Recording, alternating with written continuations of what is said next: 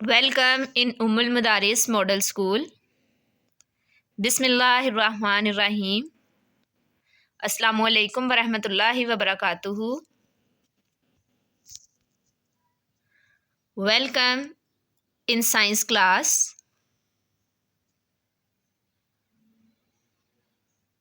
And our topic is introduction of gene into bacterium. Bacteria जो कि unicellular organism है, microscopic है, हमें आम आंख से नज़र नहीं आते, इसे देखने के लिए माइक्रोस्कोप की ज़रूरत होती है। तो हम देखेंगे कि जीन जो हैं मतलब सेक्शंस ऑफ डीएनए के सेक्शंस जिनके पास इंस्ट्रक्शंस होती हैं, हदायत होती हैं प्रोटीन मेकिंग की, तो उसमें उसे बैक्टीरिया में इंसर्ट कैसे किया जाता है, ठीक है, और इसका जेनेटिक इंजीनियरिंग में क्या रोल है। ठीक है बेटा, टॉपिक है हमारा introduction of gene into bacterium. First of all we know that genes, ठीक है, जीन्स किसे कहते हैं? Genes are the sections of DNA के जो हैं सेक्शंस जिसे हम कहते हैं जीन्स, उनके पास इंस्ट्रक्शंस होती हैं, हदायत होती हैं किस चीज़ की? टू मेक स्पेसिफिक सब्सटेंसेस यानी प्रोटीन मेकिंग की जीन्स के पास इंस्ट्रक्शंस होती हैं, ठीक है। और जो जेनेटिक इंजीनियरिंग है हमारे पास वो एक ऐसी एडवांस मॉडर्न टेक्निक है जिसमें जो साइंटिस्ट होते हैं क्या करते हैं, सबसे पहले जेनेटिक इंजीनियरिंग के अगर हमें पूछा जाए कि 3 बेसिक जो हैं वो स्टेप्स कौन कौन से हैं, तो जेनेटिक इंजीनियरिंग में बेटा सबसे पहले स्पेसिफिक जीन को सिलेक्ट किया जाता है, फिर उसे आइसोलेट मतलब अलहदा किया जाता है, और फिर तीसरे नंबर पे क्या किया जाता है, उसे इंसर्ट किया जाता है उस जीन को बैक्टीरिया के सेल में, ठीक है। अब इसे हम एक एग्जाम्पल के थ्रू, ठीक है, एक मिसाल के थ्रू जेनेटिक इंजीनियरिंग को समझते हैं।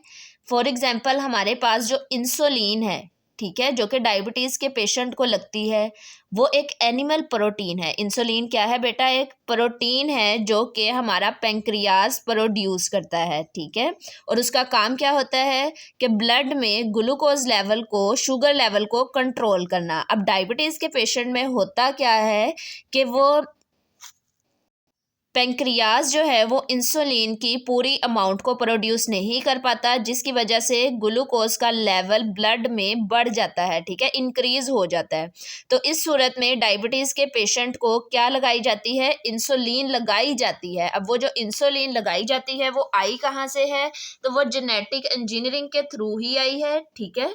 अब इसमें करते क्या है कि सबसे पहले उस जीन को सिलेक्ट करते हैं, सिलेक्ट करने के बाद उसे एनिमल सेल से आइसोलेट करते हैं, और फिर उस इंसुलिन यानी ह्यूमन प्रोटीन को बैक्टीरिया के सेल में इंसर्ट करते हैं। अब हम यहाँ पे नेक्स्ट देखते हैं कि बैक्टीरिया का सेल ही हम क्यों यूज़ करते हैं, ठीक है, कोई और यूनिसेलुलर या और माइक्रोस्कोपिक ऑर्गेनिज्म हम क्यों इस्तेमाल नहीं कर सकते।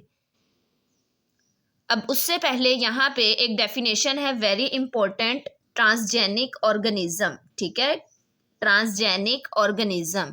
अब ट्रांसजेनिक ऑर्गेनिज्म किसे कहते हैं? ऐसा ऑर्गेनिज्म जिसके सेल में फॉरेन जीन हो, यानी उसके अपने सेल की वो जीन नहीं है बल्कि उसको बाहर से इंसर्ट करवाई गई है, तो उसे कहते हैं ट्रांसजेनिक ऑर्गेनिज्म। फॉर एग्जांपल इस मिसाल में हमारे पास जो बैक्टीरिया हैं वो एज अ ट्रांसजेनिक ऑर्गेनिज्म अपना काम कर रहे हैं। नेक्स्ट है हमारे पास question, why do scientist use bacteria in genetic engineering, ठीक है। अब यहाँ पे जेनेटिक इंजीनियरिंग में बैक्टीरिया ही क्यों इस्तेमाल करते हैं? तो इसका आंसर बेटा ये है कि जो बैक्टीरिया का सेल होता है वो बहुत सिंपल है, very simple and easy to grow. जैसे हमने प्लांट सेल और एनिमल सेल को डिटेल से 6th क्लास में डिस्कस किया हुआ है, तो हमें पता है उसमें गोल्जी अपरेटस है, माइटोकॉन्ड्रिया है, यानी वेरी कॉम्प्लिकेटेड से वो सेल्स होते हैं। लेकिन जो बैक्टीरिया का सेल है वो बहुत सिंपल है और इजीली ग्रो कर सकता है, ठीक है। और इसमें जो न्यूक्लियस है वो भी ऑर्गेनाइज्ड नहीं है, जैसा कि प्लांट और एनिमल सेल्स में न्यूक्लियस जो है वो प्रेजेंट होते हैं, लेकिन इसमें न्यूक्लियस ऑर्गेनाइज्ड नहीं है। थर्ड वन इसकी रीज़न ये है chromosomes consisting of DNA floats in cytoplasm. अब ये जो क्रोमोसोम है जिसमें डीएनए भी प्रेजेंट है, ठीक है, वो कहाँ पे फ्लोटिंग कर रहे हैं? साइटोप्लाज्म में। जबकि एनिमल सेल और प्लांट सेल में न्यूक्लियस के अंदर जो है वो क्रोमोसोम्स प्रेजेंट होते हैं। अब यहाँ पे ऑर्गेनाइज्ड न्यूक्लियस ही प्रेजेंट नहीं है, तो जो क्रोमोसोम्स हैं वो साइटोप्लाज्म के अंदर ही जो है फ्लोटिंग करते हैं। प्लाज्मिड्स जो कि बैक्टीरिया के सेल में एडिशनल सर्कुलर पीसेस हैं, ठीक है, डीएनए के। अब अगर हम प्लाज्मिड को डिफाइन करें तो ऐसे बेटा डिफाइन करते हैं इसे, additional circular pieces of DNA, ठीक है। डीएनए के एडिशनल गोल गोल सी जो स्ट्रक्चर्स प्रेजेंट हैं उसे कहते हैं प्लाज्मिड्स। और ये भी कहाँ प्रेजेंट है बेटा? ये भी प्रेजेंट हैं साइटोप्लाज्म में। नेक्स्ट हम इसकी डायग्राम में भी ये चीज़ें जो हैं वो देखते हैं। और लास्ट वन इसकी रीज़न ये है बेटा कि इसमें जो रिप्रोडक्शन है वो बहुत फास्ट है, बहुत तेज़ है। फॉर एग्जांपल जो बैक्टीरिया सेल है, ठीक है, वो डिवाइड करता है 2 डॉटर सेल्स में विद इन 20 मिनट्स। 20 मिनट के अंदर अंदर एक बैक्टीरिया सेल से 2 बैक्टीरिया सेल बने, नेक्स्ट 20 मिनट्स के अंदर उन 2 से 4, ठीक है, इस तरह नेक्स्ट जो है वो फास्टली ये रिप्रोड्यूस कर सकते हैं। अब यहाँ हमारे पास जो एडिशनल सर्कुलर पीसेस हैं यानी प्लाज्मिड्स हैं, उन्हें आसानी से बैक्टीरिया की सेल से हम सेपरेट भी कर सकते हैं, आइसोलेट भी कर सकते हैं, और जो फॉरेन जीन है उसमें अटैच करके दोबारा से जो है वो क्या कर दिया जाता है, बैक्टीरिया की बॉडी में इंसर्ट कर दिया जाता है। और ये बैक्टीरिया जो है फास्टली रिप्रोड्यूस करते हैं, तो एट द एंड हमें डिज़ायर प्रोटीन जो है, ठीक है, वो आसानी से और ज़्यादा मिकदार में मिल जाती है। हमारे आज के टॉपिक से रिलेटेड असाइनमेंट का पेज नंबर 7 जो है वो हम सॉल्व करेंगे साथ। तो फर्स्ट क्वेश्चन है यहाँ पे, which organism is used in genetic engineering. Genetic engineering में मोस्टली जो है वो कौन सा ऑर्गेनिज्म इस्तेमाल किया जाता है बेटा? बैक्टीरिया। और इसकी रीज़न हम पीछे पढ़ चुके हैं कि फास्टली रिप्रोड्यूस कर सकता है, वेरी सिंपल इसका सेल होता है, सर्कुलर पीसेस को यानी प्लाज्मिड्स को आसानी से आइसोलेट किया जाता है, उसमें फॉरेन जीन जो है वो इंसर्ट करके दोबारा से बैक्टीरिया सेल में जो है ये इंसर्ट कर दिया जाता है, ठीक है। नेक्स्ट है, write down the steps involve in genetic engineering, ठीक है। तो 3 बेटा इसके स्टेप्स हैं। फर्स्ट है सिलेक्शन ऑफ यूजफुल जीन, यानी वो वाली जीन जो कि हमें प्रोटीन, स्पेसिफिक प्रोटीन के लिए चाहिए, उसे पहले सिलेक्ट किया जाता है, फिर उसे क्या किया जाता है, आइसोलेट किया जाता है, एट द एंड उसे इंसर्ट कर दिया जाता है बैक्टीरिया की बॉडी में। नेक्स्ट है हमारे पास define transgenic organism, the organisms that contains a foreign gene, जिनके पास अपने सेल के अलावा बाहर से भी कोई जीन होती है उसे हम कहते हैं ट्रांसजेनिक ऑर्गेनिज्म। नेक्स्ट है हमारे पास डिफाइन प्लाज्मिड्स। तो बैक्टीरिया के सेल में बेटा हमने देखा जो एडिशनल सर्कुलर पीसेस होते हैं डीएनए के, जो कि साइटोप्लाज्म में प्रेजेंट होते हैं, उसे कहते हैं प्लाज्मिड। तो इसकी डेफिनेशन भी हम यही करते हैं, additional circular pieces of DNA are present in cytoplasm of bacteria called plasmids. Next है हमारे पास question, why do scientist use bacteria in genetic engineering.